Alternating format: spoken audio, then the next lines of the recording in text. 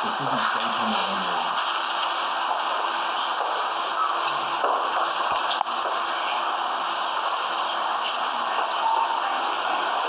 I don't see anything being installed. We are going to need new equipment to do some searching with us. Going through the building, make sure we've got new equipment.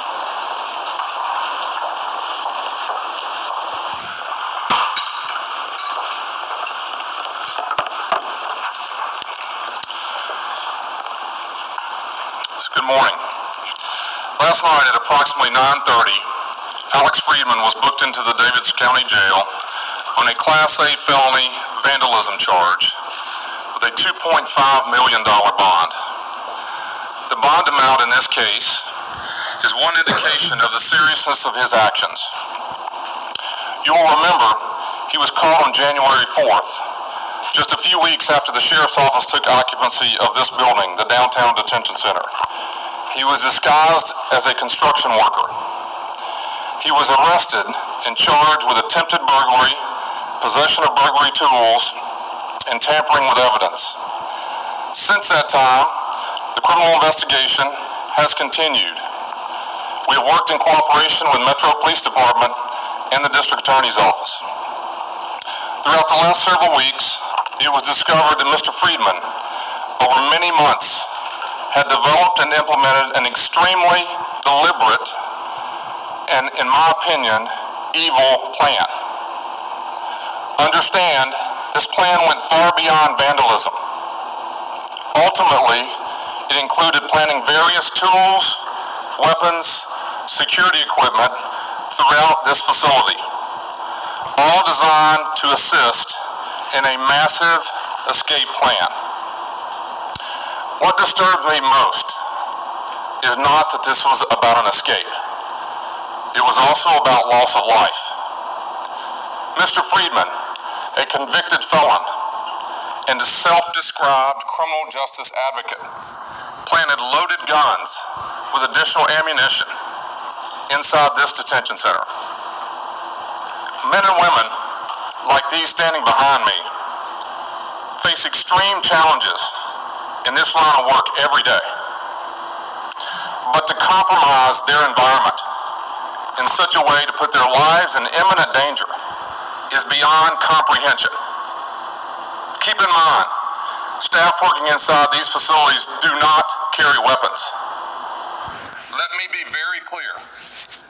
He has also put every inmate, every visitor, and our entire community in jeopardy. The unprecedented nature of these crimes has created the need to delay the opening of this building even further. It will not open in April, as previously announced.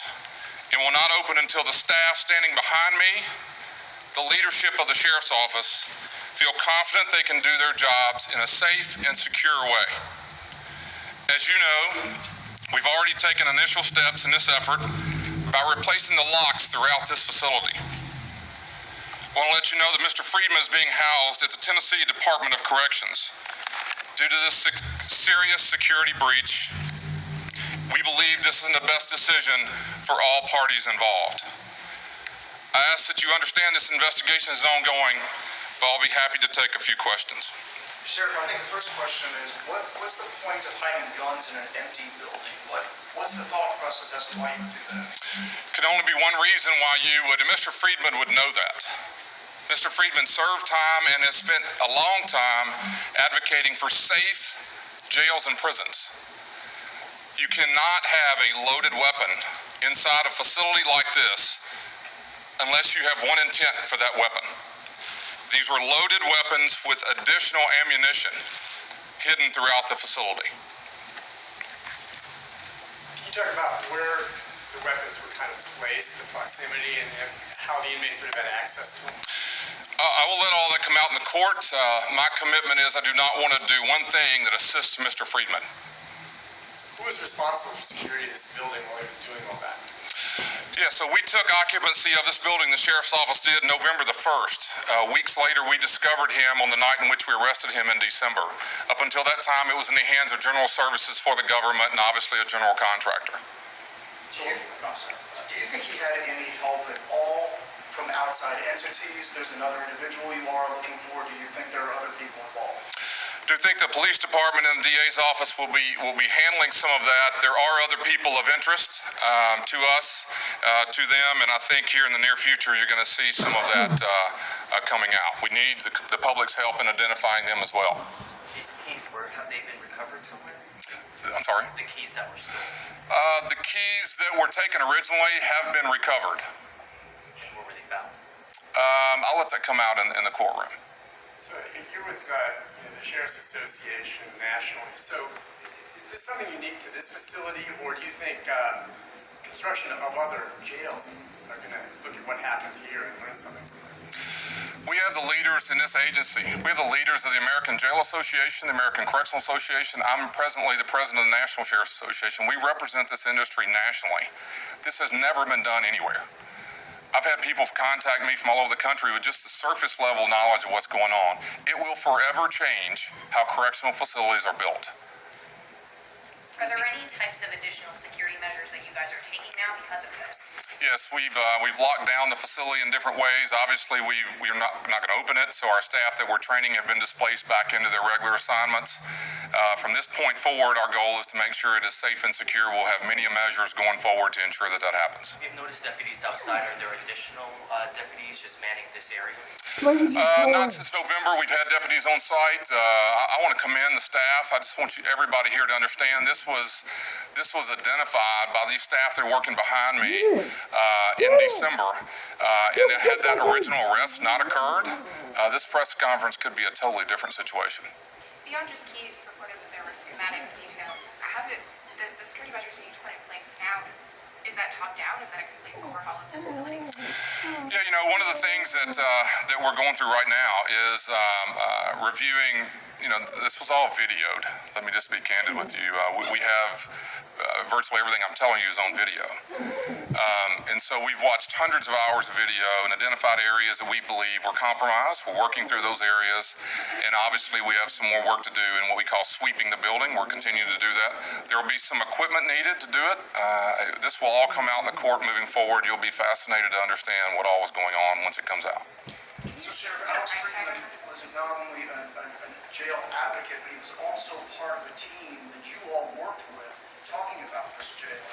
Is there any thought that he would expose something that was wrong in the jail? Complete speculation, but is that something you all are thinking about? He had some intention to expose problems at this jail.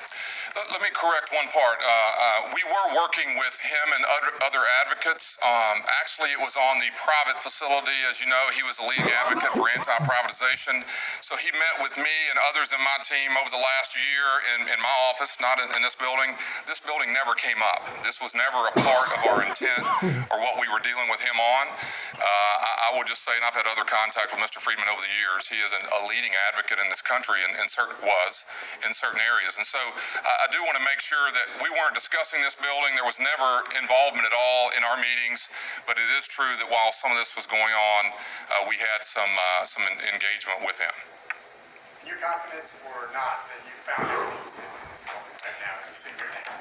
Yeah, I'm not confident that we have found everything we need. How can you ensure that this won't happen again? Yeah, as I said earlier, I've been in this all my life. A lot of these are leaders in this country or in this room. I am confident that construction projects and other things moving forward will have additional steps, including the liability and so forth for the contractors. There's a lot to be thought about moving forward, and we will surely. I had an email yesterday asking me, once this is all over with, will we be willing to share all the details, because the next construction project in this country, we surely don't want copycat crimes committed. Is there a sense of fear and concern moving forward, especially if you feel like you haven't found everything?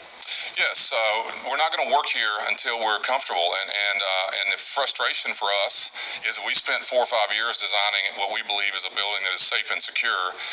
We had an unfortunate character involved, and I used words like deliberate and evil. Those are important. He was disguised as a construction worker. This isn't some easy to catch situation. I don't want to give him credit for anything, but just figure that out. This guy was sophisticated, and unfortunately, once we took over the occupancy in November, soon afterwards, the staff behind me and others were able to identify him, or we would be in a really different situation. Can you put a price tag on these repairs, the labor costs, and emotional toll of any of it? Yes, so we're at $2 million so far. That number will increase significantly as we go forward. This is not anything to, this isn't a spray painted vandalism. Any other new equipment or tools that will be installed now? Can you be more specific with this? I don't see anything being installed. We are going to need new equipment to do some searching with us, going through the building to ensure that we've got everything out that we're concerned about. Let's just leave it like that. We've got some work to do that's not visual to the eye. So there's equipment needed in that direction, but I don't see us needing it for the long term of the facility. It's a secure facility once we get his actions out of here. Sheriff, do you have any concerns that there was help on the inside, that there was someone within your own department that may have been assisting him in this? I don't believe that at all for two reasons. One of the main reason is that we weren't here till November. Let me be real clear. He was here long before we took office or took over this building, long before, many, many months. And so that work was going on before the sheriff's office ever arrived here. Anybody else? Okay, thank you very much.